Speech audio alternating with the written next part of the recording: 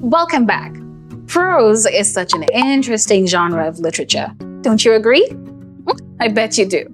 In the previous lesson, we began discussing some elements of prose, and as promised, we have some more to discuss. Have you ever read a book that got you so hooked that you did not want to stop reading? Or a story where you experienced actual emotions like laughing out loud, crying, or seriously rooting for the main character? Now, all of that is as a result of the author's magical use of language.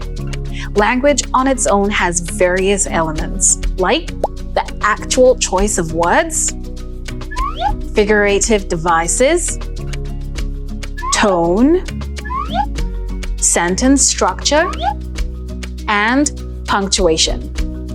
All of these are deliberately put together to create an effect on the reader. Do you remember the story of Otamwa? Spot any figurative devices? The use of personification. That's an interesting way to describe the manner in which his sweats dripped, don't you think? Figurative devices create vivid images that make the text more engaging. Identifying them and thinking about what they mean can help you better understand the text. Stories have central ideas that they pass across. However, within the story are themes.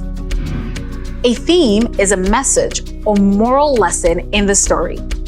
Themes are subtle lessons from situations that we often can relate with in a story, like the theme of betrayal, good versus evil, thirst for power, corruption, and so on. The list is endless. Another element that plays an important part in prose is the setting. No story can exist without it. Setting is the place and time where the events of a story take place.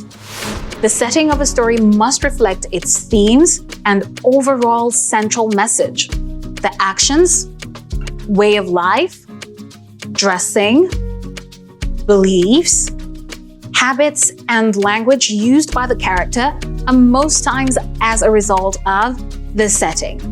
For example, a story set in Nigeria in the year 2020 will have characters wearing face masks and staying in isolation.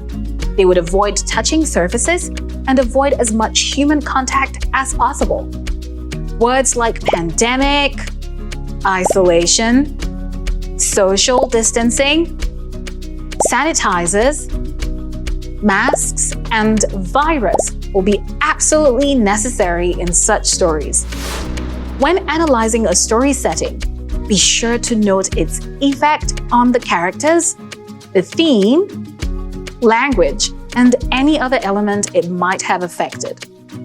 Finally, narrative point of view. A narrative point of view is the perspective from which the narrator tells the story.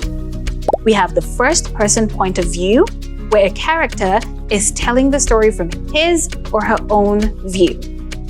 The